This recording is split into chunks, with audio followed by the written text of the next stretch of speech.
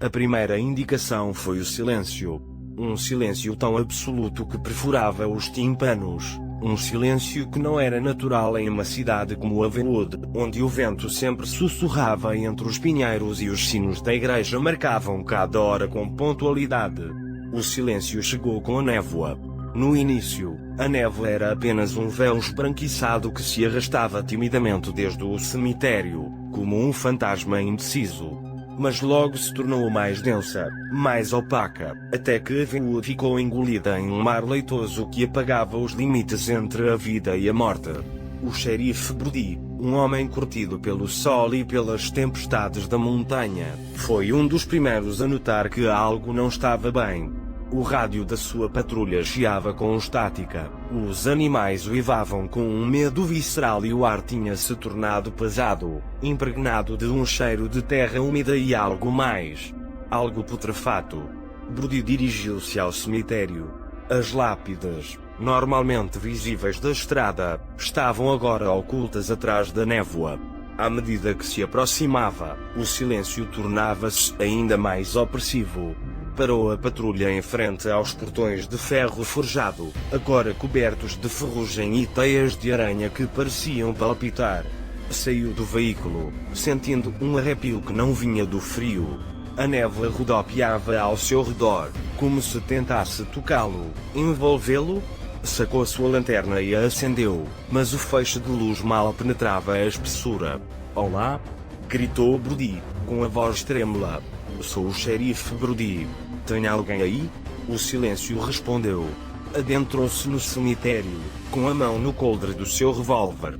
As lápides emergiam da névoa como espectros, seus nomes e datas gravados na pedra erodida.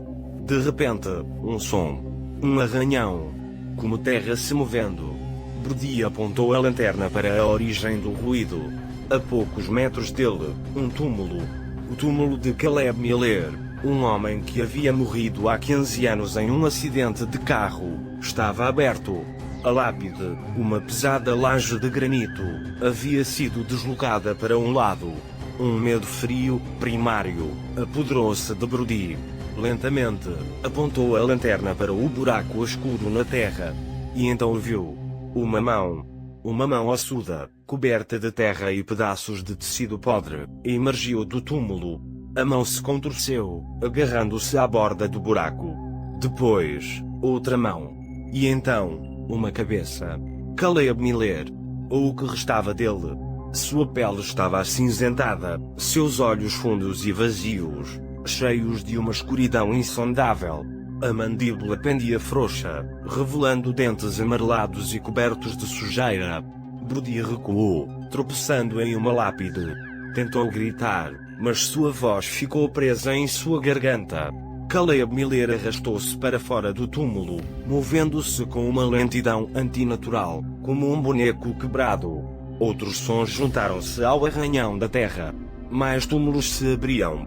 Mais mãos emergiam. Mais espectros se erguiam dos seus leitos de morte. Brody correu. Correu tão rápido quanto suas pernas o permitiam, de volta à patrulha, de volta a Avenwood. Precisava alertar as pessoas. Precisava adverti-las do horror que se aproximava. Mas quando chegou à cidade, viu que já era tarde demais. A névoa havia invadido cada rua, cada casa. E da névoa, surgiam eles. Os mortos. Caminhando, rastejando, com o olhar fixo nos vivos. Atacavam com uma ferocidade silenciosa, suas mãos geladas agarrando-se à carne, seus dentes podres mordendo a vida. O sangue espalhava-se pelas ruas, misturando-se com a névoa, tingindo-a de um vermelho escuro e sinistro. Brody tentou lutar, disparando seu revólver contra os mortos, mas as balas pareciam não ter efeito. Continuavam avançando, implacáveis, famintos. Refugiou-se na igreja, junto com alguns sobreviventes.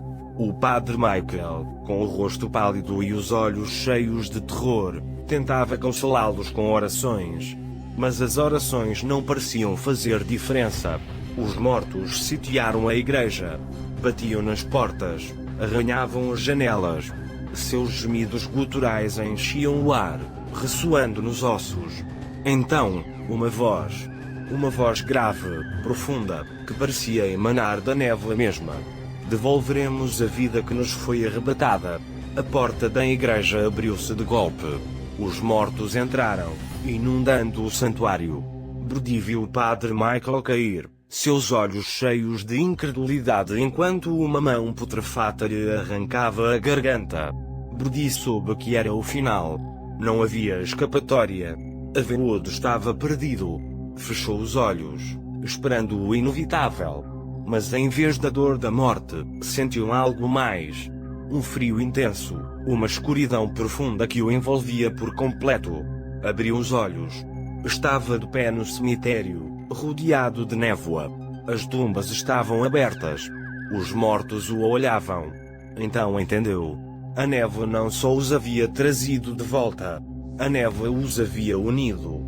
A névoa era a consciência coletiva dos mortos, sua sede de vingança. E agora, ele era parte dela. A névoa o convidou a juntar-se ao coro. Lhe ofereceu unir-se à sua vingança. Brody sentiu uma onda de raiva, um desejo incontrolável de fazer pagar aos vivos pela vida que ele havia perdido. Aceitou o convite. E então, Brody se juntou aos mortos. Caminhou para Averwood, com os olhos vazios e o coração cheio de ódio. A névoa do ajuste de contas havia chegado. E ninguém escaparia. Porque a névoa não só trazia os mortos. A névoa os criava.